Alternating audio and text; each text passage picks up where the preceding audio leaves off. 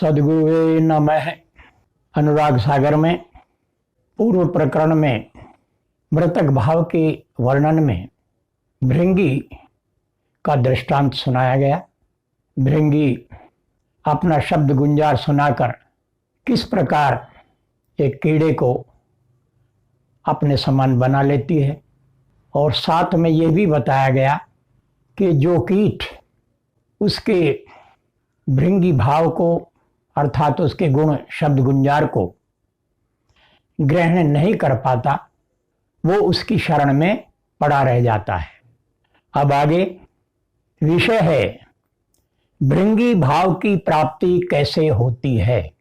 तो छंद में कहा गया है, भृंगी मति दृढ़ के गह तो करऊं निज सम ओहि हो, द्वितीया भाव न चित व्यापे सोलह जीव मोहि हो। गुरु शब्द निश्चय सत्य माने भृंगी मति तब पावई, तज सकल आशा शब्द बासा काग हंस कहावई। तो सदगुरु कबीर साहब कहते हैं कि भृंगी मति दृढ़ के गह, भृंगी की मति के अनुसार जैसे भृंगी मति होती है और उससे कीट उसके समान हो जाता है, भृंगी के स्वरूप को पा लेता है, ठीक इसी प्रकार भृंगी मति दृढ़ करके निश्चय पूर्वक ग्रहण करे। तो जो साधक, जो जिज्ञासु भक्त भृंगी मति को दृढ़ता पूर्वक ग्रहण कर लेता है, उसमें किसी प्रकार का कोई संदेह या भ्रम नहीं रह जाता, तो मैं उसे अपने समान बना लेता हूं। जिस प्रकार कीट भृंगी के गुण को ग्रहण कर लेता है, ठीक इसी प्रकार जो सद्गुरु के शब्दोपदेश को ग्रहण कर लेता है, उसका यथावत आचरण करता है, उनके शब्दोपदेश पर पूरा खरा उतरता है, तो सद्गुरु कहते हैं कि उसे मैं अपने समान बना लेता हूं। द्वितीय भाव ने चित्त व्यापे, शायद कहते हैं कि दूसरा कोई भाव सद्गुरु और सद्गुरु के शब्दोपदेश के अतिरिक्त कोई दूसरा भाव साधक अपने चित्त में न लाए, उसके मन में कोई संशय भ्रम न हो और वो कहीं और अन्य जगह से लगन न लगाए, केवल और केवल सद्गुरु को समर्पित हो, उनके ज्ञानोपदेश को भली प्रकार ग्रहण करे, उसमें पूर्णतः स्थिर हो। सो लह जीव मोहि हो, वह जीव मुझे प्राप्त होता है, अर्थात सद्गुरु को प्राप्त होता है। मैं का अर्थ सद्गुरु से है। तो आगे में कहते हैं गुरु शब्द निश्चय सत्य माने। ये एक बहुत बड़ी बात है। लोग, जिज्ञासु लोग गुरु की शरण में चले जाते हैं, उनसे ज्ञानोपदेश भी सुनते हैं, किंतु वे निश्चय नहीं कर पाते, उस पर स्थिर नहीं रह पाते। तो सद्गुरु ने कहा है कि जो गुरु के शब्दोपदेश को निश्चय पूर्वक सत्य माने, विश्वास करे, डामाडोल न हो, पूरी तरह से स्थिर हो जाए, पूर्णतः विश्वास करे, तो वह ऐसा साधक भक्त भृंगी मति तब पावे, तब भृंगी की मति पाता है। भृंगी मति के जो गुण है, उसमें जो भाव है, तो वो भृंगी मति पा जाता है, वो भृंगी की मति के अनुसार हो जाता है। फिर वो जो सद्गुरु उसको शब्दोपदेश देते हैं, उसको ग्रहण वो ज्यों का त्यों करता है। ठीक ऐसे ही जैसे भृंगी की गुणवत्ता को एक कीट ग्रहण करता है। और आगे बहुत महत्वपूर्ण बात सद्गुरु कबीर ने समझाई है कि तजी सकल आशा शब्द बासा। समझने योग्य बात है। तजी सकल आशा अर्थात समस्त आशाओं को, कामनाओं को त्याग कर जितनी भी हैं वो केवल सदगुरु के शब्दों में समा जाए। जब समस्त आशाओं कामनाओं का परित्याग हो जाता है तो वो साधक ठीक ऐसे ही हो जाता है जैसे जल में निर्लिप्त कमल। सरोवर में जल होता है, उसमें कमल होता है, किंतु कमल पत्र जल में लिप्त नहीं होता, निर्लिप्त रहता है। तो ठीक इसी प्रकार से जो साधक समस्त आशाओं का कामनाओं का पूर्णतः त्याग कर देता है, मन को पूरी तरह से सदगुरु के समर्पित कर देता है और उनके शब्दोपदेश में पूर्णतः समा जाता है, तो वो साधक, वो भक्त, वो सदगुरु का प्रिय, वो काग हंस कहावई। फिर वो काग से, कौवा से वो हंस कहाता है। कौवा एक निम्न योनि है, निकृष्ट योनि है, और हंस वो उत्तम योनि है, उत्कृष्ट योनि है।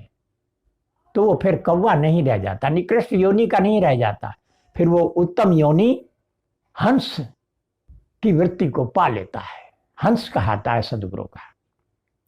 तो आगे विषय है, प्रश्न है कि हंस कौन है।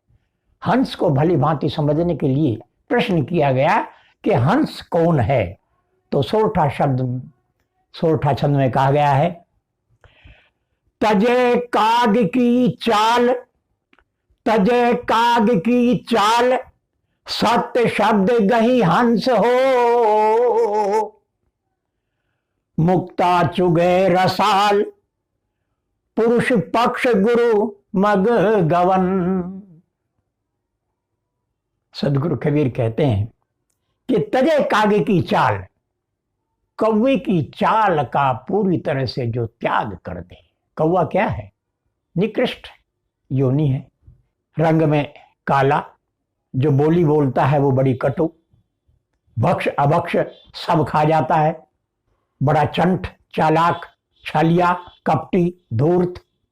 सब जानते हैं कि कौवे को कोई भी उसकी काव सुनने को तैयार नहीं होता और उसका पूरी तरह से उसे उड़ाने की कोशिश करते हैं, इसलिए को किसी को अच्छा नहीं लगता। तो साहिब कहते हैं कि इस प्रकार के जो अवगुण हैं वो दुष्प्रवृत्ति का, अवगुणों का प्रतीक है, हर प्रकार से वो आचारहीन है। तो इसलिए ऐसे निकृष्ट योनि की तरह से जो लोग हैं, जो लोग छल कपट प्रपंच में रहते हैं और भक्षा भक्ष सब खा जाते हैं, अनाचारी हैं, दुष्प्रवृत्ति के हैं, दुर्गुणों में ही विचरते हैं, चोरी, हिंसा, व्यभिचार आदि सब पाप कामनाओं में रहते हैं, तो ऐसे लोग कौवा की श्रेणी में ही आते हैं। किंतु जो सद्गुण संपन्न है, सत्य, दया, क्षमा, विवेक, विचार आदि जिनमें सद्गुण है, जो सदाचारी हैं, नियमी हैं, और जिनमें विवेक है, जो विवेक पूर्वक चलते हैं और सद्गुरु का सत्य ज्ञान उपदेश जिन्होंने धारण कर लिया है और सत्य ज्ञान की साधना में लगे रहते हैं, संलग्न रहते हैं, पूरी तरह से विशुद्ध पावन प्रकृति हैं, तो वे लोग हंस होते हैं। तो उसी का वर्णन करके सदगुरु कहते हैं कि तजे काग की चाल, निकृष्ट योनि, काक की जो दुष्प्रवृत्ति है और जो उसके कुकर्म हैं और इस प्रकार की जो उसकी कुवासनाएं हैं, इसी प्रकार की बातें जिन मनुष्यों में होती हैं, तो उस श्रेणी से बाहर आ जाएं, तो उस काक जैसी चाल को छोड़ करके सत्य शब्द गही, सदगुरु के सत्य उपदेश को ग्रहण करके हंस हुआ जाता है। जो काकवृत्ति को छोड़ देते हैं और सदगुरु के सत्य उपदेश को जो का त्यों धारण कर लेते हैं, वो हंस कहलाते हैं, वो हंस हो जाते हैं। और फिर हंस होने के बाद क्या होता है? मुक्ता चुगे रसाल, तो फिर वे हिंसा नहीं करते हैं। काक प्रवृत्ति में जो हिंसा करते थे या जो अनाचारी थे, तो वो सब छूट गया। सदगुरु के सत्य उपदेश को धारण करने के बाद जब वो हंस हो गए तो फिर वो मुक्ता, फिर वो ज्ञान के मोती चुगते हैं और रसाल में सुखद और सुंदर ज्ञान के मोती चुगते हैं। सदगुरु के जो ज्ञान मोती हैं उन्हें चुगते हैं। हंस और कौवा में विशेष बात क्या है? वो ये है कि जैसे कि बता कि कौवा तो पूरी तरह से छलिया है, कपटी है, प्रपंची है, चालाक है और बख्शाबख सब खा जाता है और दुष्प्रवृत्तियों में ही हर समय उसका ध्यान रहता है। किंतु जो हंस है उसमें एक विशेष गुण है विवेक का, कि वो नीर छीर का विवेकी होता है। हंस, ऐसा माना जाता है कि हंस प्रकृति का जो पक्षी है अथवा जीव है वह नीर छीर का विवेकी होता है। दूध और पानी यदि रख दिया जाए तो दूध को ग्रहण कर लेता है और पानी को छोड़ देता है। इस प्रकार से वो विवेक पूर्वक सार वस्तु क्षीर को ग्रहण कर लेता है, बाकी को छोड़ देता है। तो ये उसका विशेष गुण है। तो सदगुरु कहते हैं कि फिर वो ज्ञान के मोती चुगता है। जब हंस हो जाता है, सुंदर सुखद ज्ञान के मोती चुगता है, पुरुष पक्ष और पुरुष परमात्मा का जो पक्ष है उस पर विश्वास करते हुए गुरु की ज्ञान मार्ग पर चलता है। ये बात हंस होने की स्थिति में है। सदगुरु कबीर साहब ने अपने बीजक में जीवन कल्याण के निमित्त हंस को लेकर अपनी वाणी बोली है। वो ये है, सकलो दुर्मति दूर करो, अच्छा जन्म बनाओ, काग गोन गति छाड़ी के हंस गोन चली आओ। सदगुरु कबीर कहते हैं कि सकलो दुर्मति दूर कर और अच्छा जन्म बनाओ, अपने जीवन को सुंदर बनाओ, इस मनुष्य जन्म को श्रेष्ठ बनाओ, उत्तम बनाओ, इसको खराब मत होने दो, व्यर्थ न जाने दो। तो उसके लिए क्या करें?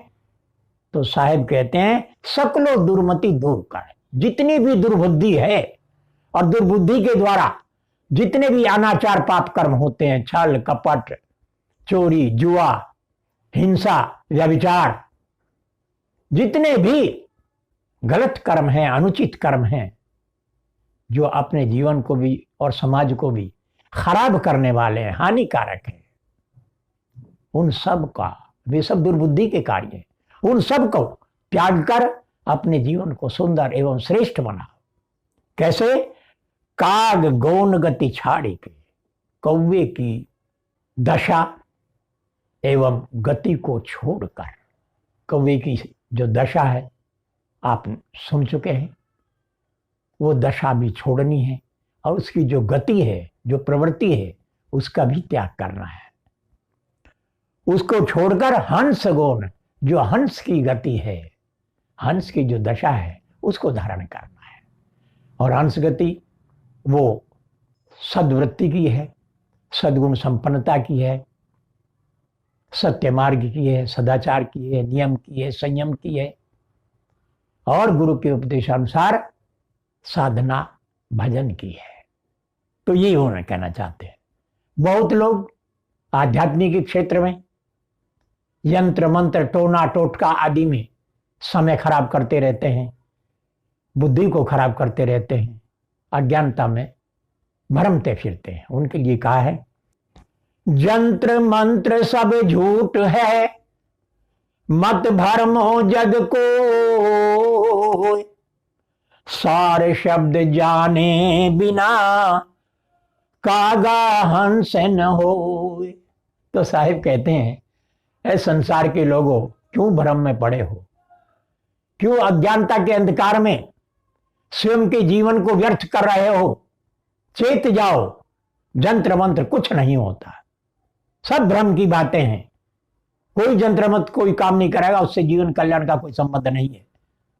सार शब्द, जो सदगुरु का सार शब्द है, उनका जो निर्णायक उपदेश है उसी से काक वृत्ति से हंस की वृत्ति में बदला जा सकता है। काक वृत्ति कब छूटेगी?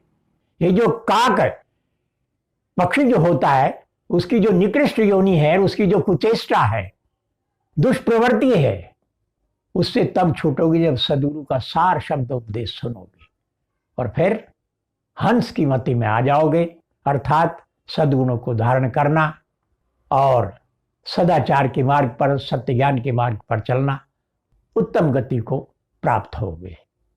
तो इस प्रकार समझाया गया कि भृंगी भाव की प्राप्ति कैसे होती है और हंस का और काक का ये उदाहरण दिया गया। सबके लिए ये प्रकरण बहुत ही उत्तम है, ग्रहणीय है।